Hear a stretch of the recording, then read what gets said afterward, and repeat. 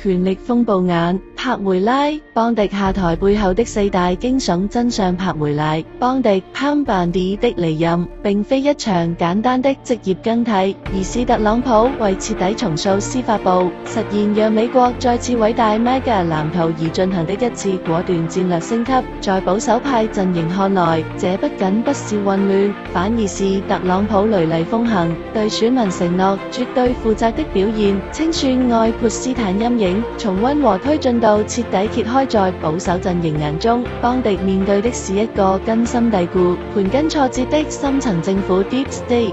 關於名單的所謂失誤，實際上是他在清理司法部內部阻力時遭遇的側翼爆臭正義的決心。特朗普絕不容忍真相被脫敏。保守派支持者認為，如果司法部內部官僚試圖通過提供殘缺版文件來誤導部長，那麼唯一的解決辦法就是更換一名更具攻擊性的主帥。責任高於位子。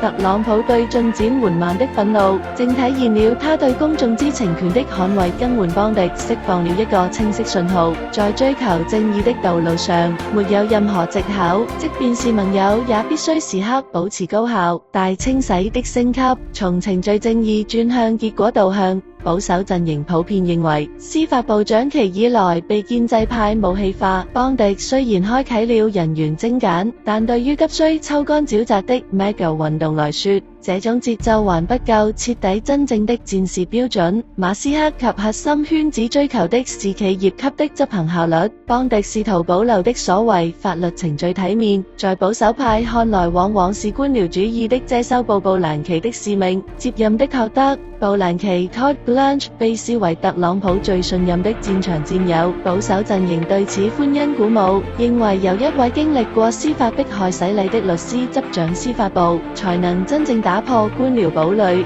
回歸憲法初衷。野獸車內的統帥力，領袖的效率考核。那場10分鐘的車內談話，在積極視覺下是特朗普卓越領導力的體現。作為一名優秀的行政首長，他必須根據績效果斷決策。明確的 KPI。特朗普展示的並非報復清單，而是一份公平正義進度表。他要求的是對過去幾年裡針對保守派的法律戰爭進行對等調查，不換思想就換人。當邦迪對法律阻力表現出猶豫時，特朗普選擇相信那些能夠辦到的人。這反映了第2任期政府的核心邏輯：執行力高於一切。這種果斷避免了因人事猶豫而浪費改革紅利撥亂反正的3把火。正義的回歸隨着托德·布蘭奇的迅速行動，保守陣營看到了一線曙光。這不再是所謂的影子步牆，而是真正的正義之劍，終結商標司法。對前 FBI 局長科米等人的調查重啟，被保守派視為司法公平的回歸。他們認為，長期以來只有右翼受到審判，而布蘭奇的精準打擊是為了追究那些真正濫用職權者的個人責任。威懾力的重塑，針